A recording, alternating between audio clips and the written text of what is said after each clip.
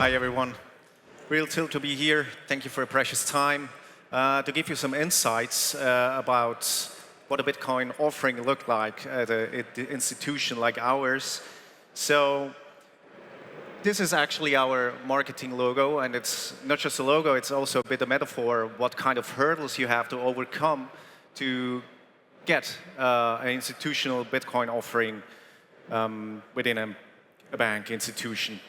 So for the context, who we are a 175-year-old state-owned bank. We have a balance sheet of 70 billion, highly conservative environment, and we already have an offering for Bitcoin custody, transfer in and out, and of course, trading.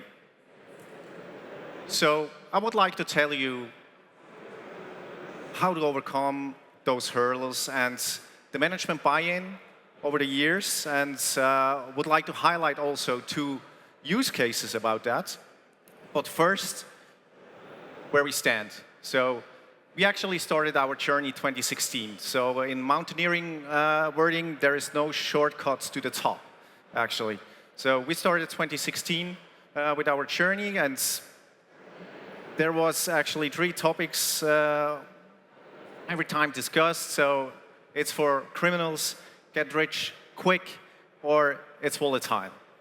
But that was not our goal, actually, to talk about those topics.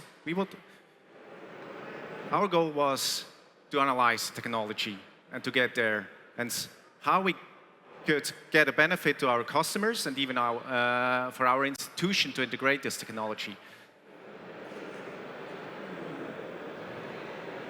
And it has to do a lot about technical stuff we didn't know before or look at, private key, custody, as such, 24/7 trading, AML issues, so a lot of topics were new to our organization.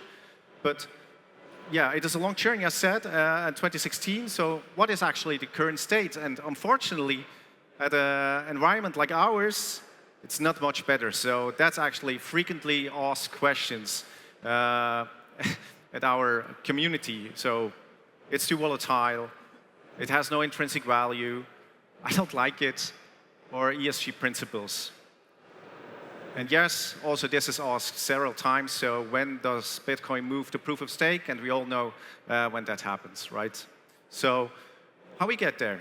How we get to institutional offering around custody and trading of Bitcoin services? So it's like to get hands-on, yeah?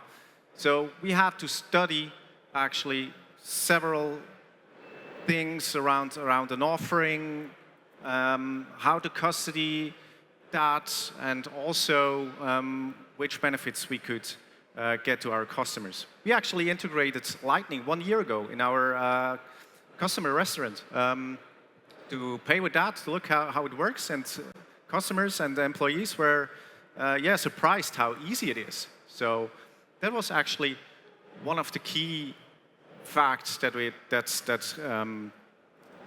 members of our staff figured out is actually easy to integrate, and we also figured out how to integrate that. Of course, we studied custody, self-custody. What's the benefit of that? What's the benefit for customers to custody with us? And as I said, it's about to get hands-on.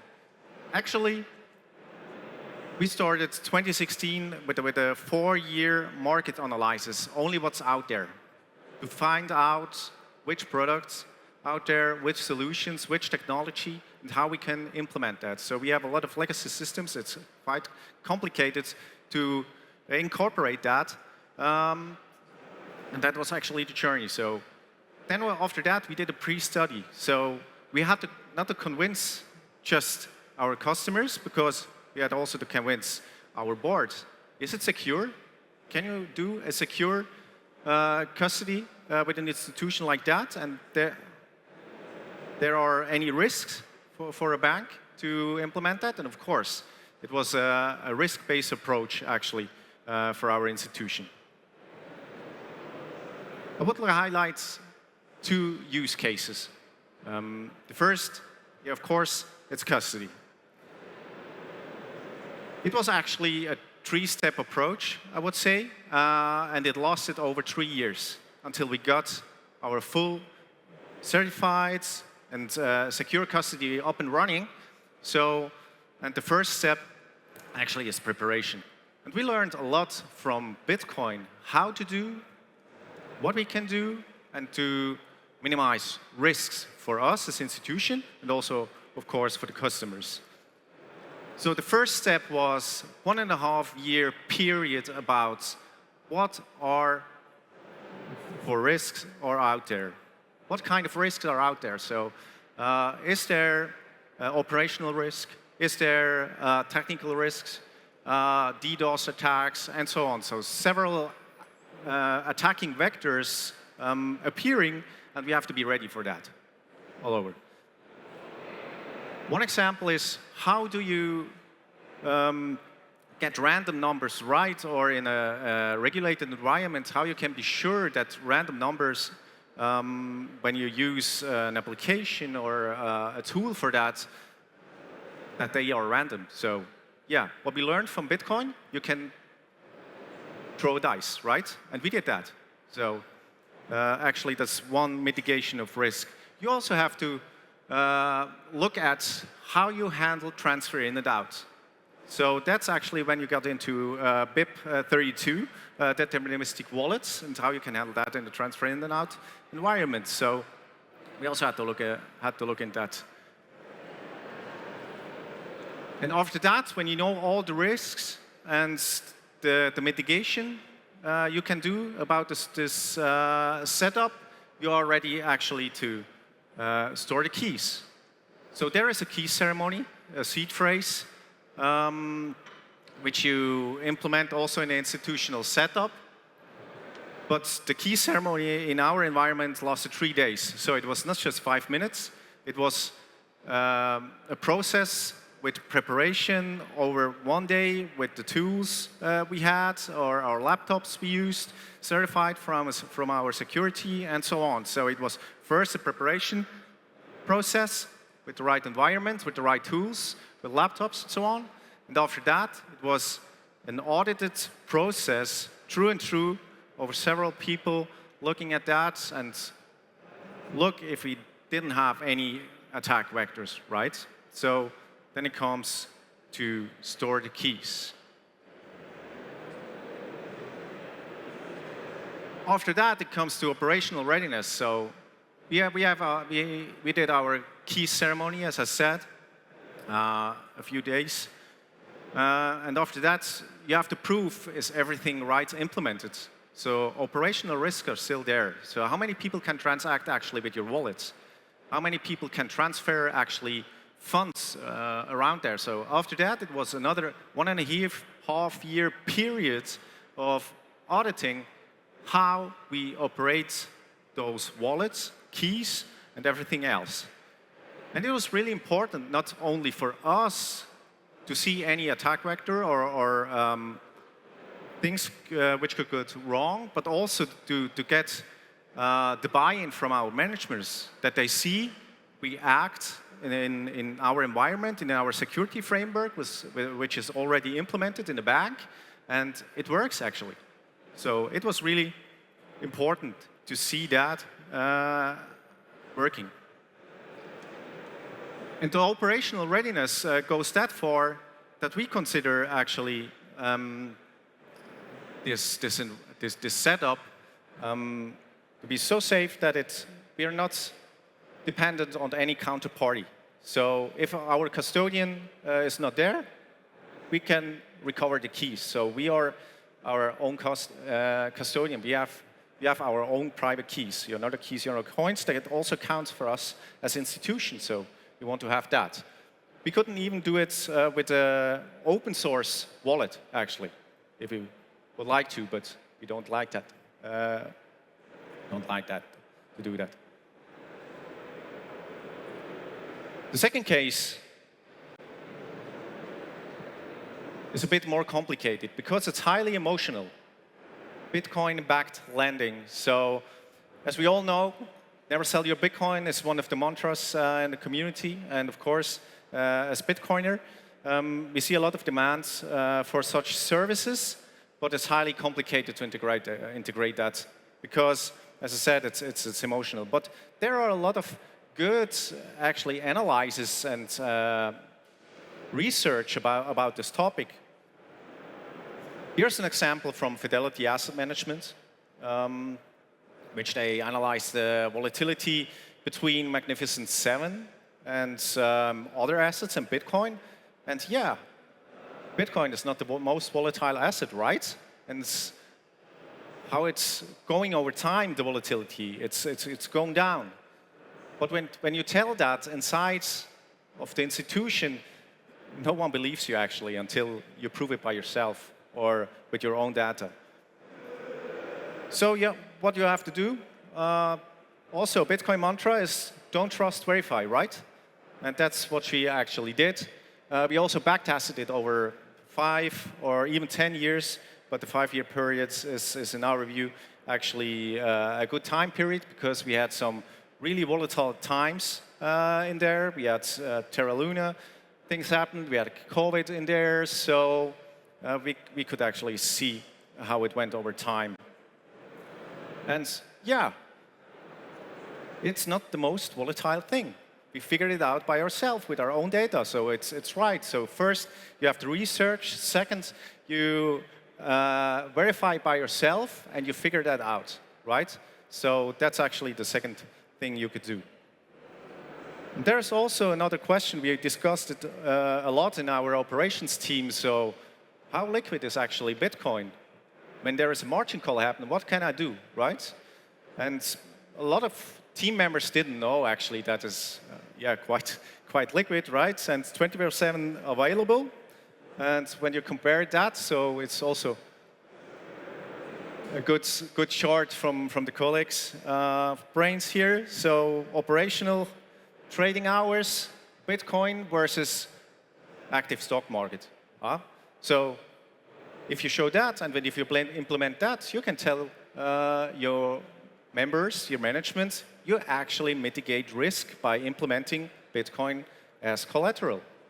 Because you can trade it 24/7. It's highly liquid. You find the places if you need to. And if you're right to implement that, you have actually benefits. But it's also, as I said, a really emotional debate within an institution from our side. Also, when you have the data to look at, and it will take time to overcome also these emotions and the adoption of Bitcoin. For my part, I see actually 4 things which are essential to get an institutional setup right. First, the precondition is to have a regulation framework. That was actually the starting point that we know how we should get those setup rights and how we could implement it. That's actually the precondition. The second part is to have a business opportunity. So if your customer don't want that, it's no need to do it, right? So, but when it's a need there, you have the opportunity. So ask your customers. That's actually also what we did and also showed to the management what our customers want. And the reality is a lot of customers of a bank want to custody with a bank because it's convenient, right? It's easier for them. They are in a e-banking environment, they have their customer relationship teams, they know, and so on. So there are actually benefits for them. The third thing is you have to study the technology. You have to know what a UTXO is. You have to know how the key management, how you do key management and what's Lightning and what you can do actually with this technology, how it evolves over time, what the assets look like and the adoption looks like over the years and now actually. And the fourth thing, of course, hands-on. You can show slides years and years, but you won't get it when you don't get your hands dirty and try it out and try out the protocols, how to implement, what's the block time, and so on. That's actually one of the main factors. And I think the institutional adoption of Bitcoin is just the evolution, the next step of the evolution of Bitcoin adoption per se. So here are a few numbers, what's actually happened because we had in Switzerland this regulation framework and TLT framework. 4 points. So Lukaby offers the Bitcoin offering actually to 300,000 clients already. We teach, we inform, we provide services, right? We also educate our employees about Bitcoin, what it is, how the protocol works, and so on. Natural process. Because of that, already, or the regulation framework, already 50% of the Swiss population have access to Bitcoin offerings. That's 4 million people, right? That's quite remarkable, actually, I think. 4 million people. And the next step, because we covered the topic for years as institutions, education, implementation, and I'm really proud on that, is professionals teaching at universities.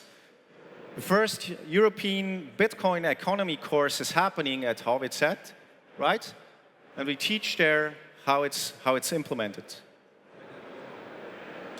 And after this studying of all those topics, we think we can offer our clients something through a bank they know, and Swiss regulation, safe custody.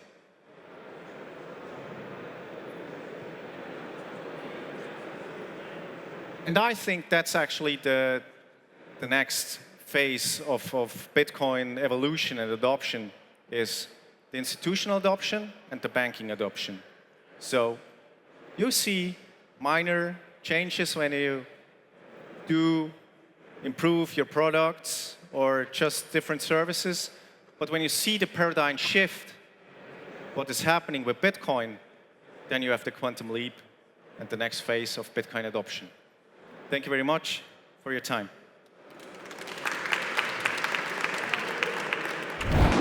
Secure your BTC Prague 2026 ticket at the lowest possible price now.